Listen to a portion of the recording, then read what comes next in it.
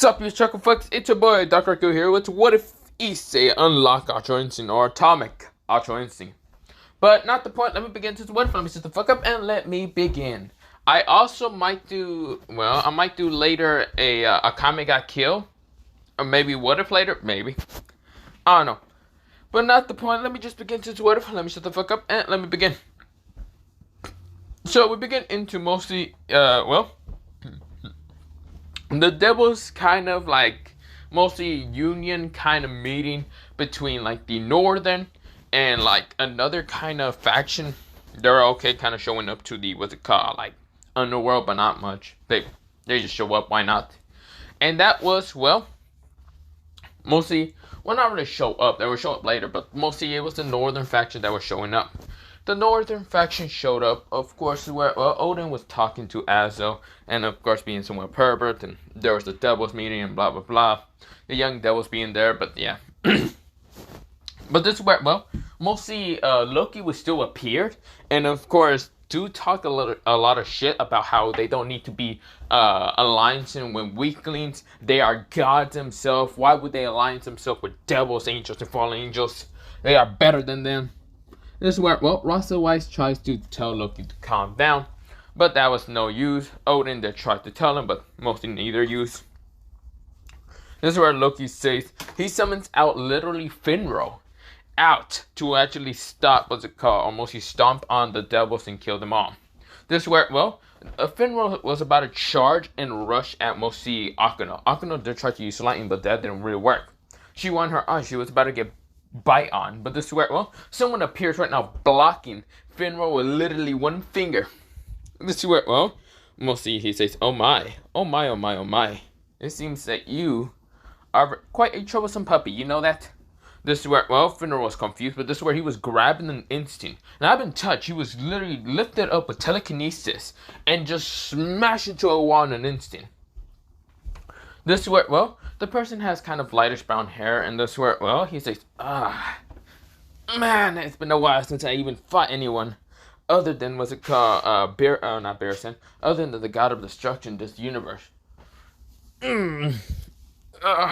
This is where he looks behind and sees Akano and says, hey there, fallen angel, or mostly not fallen angel. Hey there, beautiful. This is where Akano blushes and says, who are you? The name's Issei Hiro. The new universe, mostly the somewhat training god of destruction, but not the point. This is where he looked at mostly, Loki, and Loki was shocked. He says, who are you? And what are you? Me? You can just say, I am someone that's gonna kick the brakes off of you, you weakling. You mortal god. This is where, Loki says, I am a god, not a mortal god. This is where, Issei right now goes into Atomic Ultra Instinct. Literally just the insight, not insight, mostly just a sight, the one where, like, it's barely Ultra Instinct. Like, there's just a little thin of aura around him, which mostly Issei appears right next to Loki, and just swings his hands once, missing Loki's face from like an inch, and then landing back down and saying, I missed you, didn't I? This is where Loki say, you didn't. This is where Loki was just one shot. Loki fell down to the ground, knocked the fuck out. This is where, everyone was just dumbfounded. This is where, Surgic was shocked to see Issei back again. And this is where Issei has become much more stronger than ever. He's literally someone in a different level. His aura, his power and everything just went different. This is where, Finro tries to attack mostly Issei, but this is where Issei dodges, jumps out of the way, and this is where he then goes to his hand, literally flat hand, looks at mostly Finro. Finro turns around, and this is where, Issei says, Hakai. This is where, he turns that motherfucker into dust. This is where, Issei scoffs and says, that was weaker than ever. This is where, mostly Loki saw this, and all that he can do is just pass out. Yes, Issei one-shotted Finro and one-shotted Loki. He didn't even need to fucking try. Yes, he literally does not need to try at all. He became so strong that no one can pick a fight with him. Not even Orpheus or Great Red right now. And the only one that can give him a challenge is the god of destruction of this universe. But since only Issei say he hasn't actually fully mastered Atomic Ultra Instinct. He has only a glimpse of it, but not the point. He's also learning another power called mostly God of Destruction power. where he can actually use mostly the God of Destruction, like mostly power, like the key and other things. But the problem is he has Ultra Instinct. He just doesn't really know how to learn the God of Destruction power. He knows that he has to be someone like a kind of, well, mostly God or not God, having the same kind of desires as the God of destroying everything. But Issei doesn't really have that desire, except for Diedrich. Diedrich just have it because he's a dragon, so what? But this is where, well, if Issei was kind of half turned into dragon, he would be able to learn how to do destructible power like God of Destruction. That's why he was transformed to be half dragon, but yeah. This is where, well, Issei's hair is kind of having highlights of purple, but not much. This is where, well, he walks up to Akano and says, "Yo, Akano, it's been a while, hasn't it?" This is where, well, Akano's face is all red entirely. She's looking at this handsome man who's wearing this kind of outfit right here. Literally has short, kind of brownish, spiky hair. And this is where, well, he does have a ring around him to show that he is kind of an angel, but not much. This is where, well, someone appeared right next to Issei and says, "You always flirting with every girl you see." This is where, well, mostly Issei looks at the angel that was assigned to him because he was still a, well, training God of Destruction. But since his power is almost at the same level as God of Destruction, if he uses both, well, energies, both the angel power and the God of Destruction powers, well, he will be kind of at the same level. That's why they assign him one angel to actually kind of look over him. A new created angel that basically, she's not newly created. She was actually sealed away just because her powers are quite too powerful. And she hates mortals half the time. But meeting Issei, she was kind of interested in his like pure heart. Literally, he was kind, gentle with her. Didn't see any, mostly didn't really lust after her. Not much, but this is where, well, mostly Issei was quite gentle with her. This is where, well, she was always kind of flustered with him and half the time. She hates it when Issei kind of flirt with other girls. If it's not her, she kind of gets a little bit jealous, but not much. This is where, well, mostly Akano kind of sees Issei. This is where Issei says, "Well, I should be going. There's another kind of event happening. Let me be going. Bye." This is where, well, mostly Akano says, "Wait, Issei." This is where, well, mostly the angel swarts up and says, "Damn idiot." Her name, well, mostly her name is Yuko, cause, well, yeah. Pretty much it just means night child, also means that the child that was born underneath the moon, but yeah. Which she does kind of look like that, but not the point. This is where, well, mostly she kind of like mostly look at Akano and just nod, saying that he just went to go do something. She tapped on her little staff to right now see where exactly Issei is at. Issei is right in front of literally Biku and even what's it called, Kuroka. And this is where, well, there's also mostly Rias, or not Rias, mostly Konoko's there. Rias was somewhere else in the meeting and she did see Issei, but Issei was gone after a while. This is where, well, Issei sees, as a call, mostly Konoko kind of like getting, well, not attacked by Biku, but mostly Kuroka is trying to forcibly hug her or mostly take her with her because she does not want Konoko to be with the red hair bitch. That's where, well, she mostly, Konoko is saying, I'm not going with you. No, you left me alone, and this is where almost Biku says, let's just knock her out and take her already. This is where mostly Kuroka glares at Biku and says, don't you dare touch my sister. This is where, well, mostly Biku just scoffs and says, whatever, unless the Red Dragon Emperor shows up and fights me, I want to kind of go. This seriously says, fight you? Sure, I'll take you on. Biku turns around, even Kuroka and Konoko, to see Issei just standing there, literally in this fucking drip. My man is flexing on everyone, literally also floating, but yeah.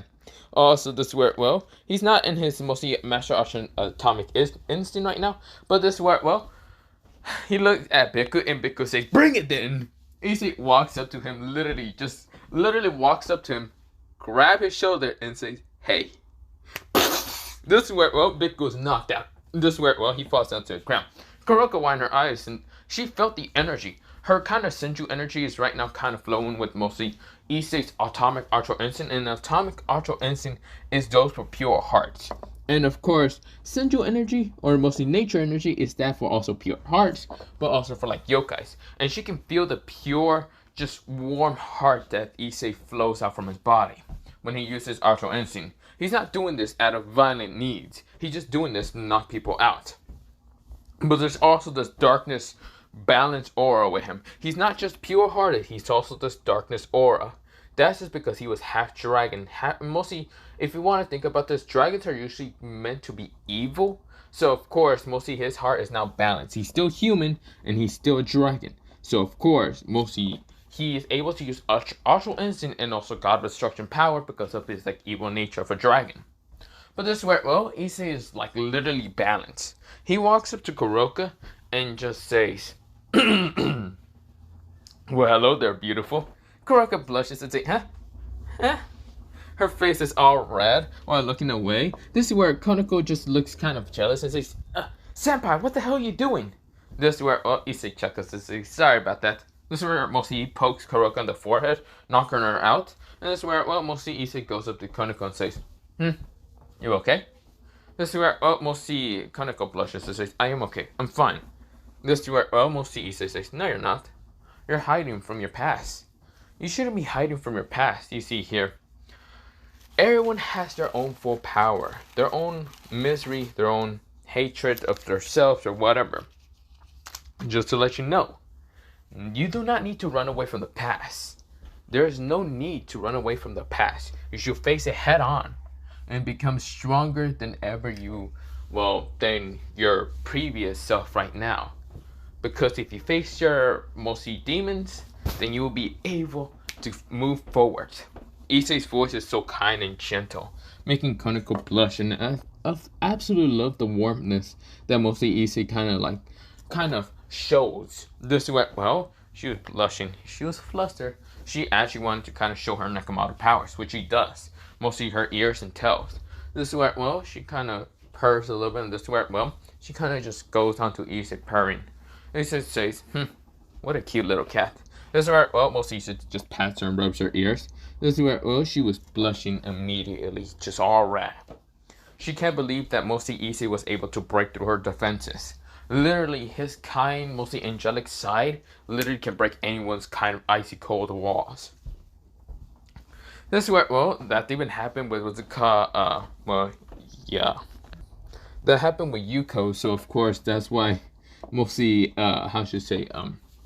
well, Konako can't have her icy walls because of an angel of mostly this mostly dark angel somewhat could not stop mostly Issei from breaking her walls. Well, mostly stopping him from breaking her kind of ice cold walls. And what can Konako do? This is where, well, mostly Issei grins and says, what a cute little cat you are.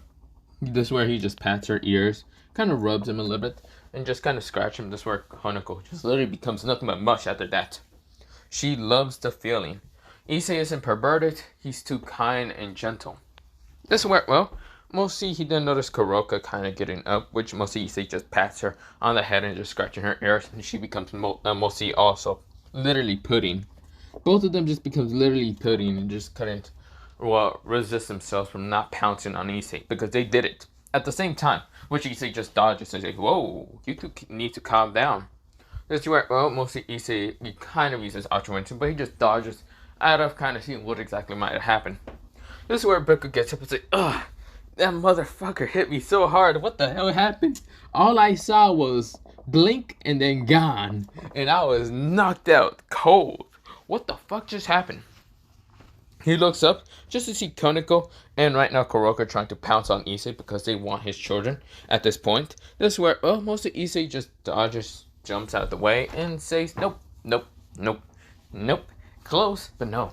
This is where, well, mostly both of them just wanted to pounce on him. But this is where, well, Issei decides to kind of just smile and poke them in both of their foreheads, giving them information about what they can do if they really want him. This is where, well, both of them blush, and of course, where, well, they hug each other. Just because mostly, Konako was actually given information of what might have happened from mostly the same time that Issei poked what's it called Kuroka's head. And that's where Konako hugs her sister and Kuroka does hug her sister also. Just because of how they truly feel, mostly Issei switched the emotions from both of them. or mostly made both of them flood with their own emotions, how they feel about each other. And this is where, well, mostly that happened. This is where, well, mostly Issei says, well, I should probably be going. I gotta be going to the human world. This is where, well, mostly Issei says, well, then I will bless you with my powers. As the kind of still training in God of Destruction, I will bless you with my powers to make sure that no one will ever hurt you. This is where, well, mostly Issei brought out the two evil pieces that mostly both of them has. One is Rook and one is another Rook. And this is where, well, Issei changed both of them to be a purplish, whitish color. And they're no longer kind of a part of either Ria's Memory Barrage or even whatever the other guy's Barrage, the one Kuroga killed. This is where, well, they're their own piece. And that piece is literally a Rook. But the problem is this Rook is basically kind of shaped to that be a Nekomaru. So they basically they're still Nekomarus. But the problem is they have a bit of God of Destruction power. Well, mostly the power of a God of Destruction, mostly the physical side. So they can probably punch harder than fucking, well, anyone in this world. But yeah, they're also almost the same speed as the God of Destruction, 1% of his power. Yeah, Issei only used 1% because literally 1% is enough to wipe out this entire race. Almost the entire double race. And they have large amounts of stamina with just having that power. This is where, well, they have like this tint of like purple highlight on their head, mostly both of them. Just one straight kind of like hair on the like top of their hair is purple. And this is where, well, Issei grins saying, well, I should probably be going. My two lovely future wife Nekomarus. This is where, well, mostly Issei just kiss him in the forehead. Both of them blushing and instant, just completely red. This is where, well, Issei says, well, I should probably be going. Bye. This is where, well, he disappears. Of course, he and Biku again, and Biku says, huh? Wait a minute, I feel like you're gonna kick me. What? No, why would I ever kick you? That's messed up in so many ways. No, I'm just kidding, I am gonna kick you. You do realize I might be an angel, and I might be so kind-hearted. But at the same time, I am a God of Destruction, so I'm gonna kick you like a soccer ball. Biku says, what the fuck? What the hell did I ever do to you? Nothing. But hey, I'm gonna kick you.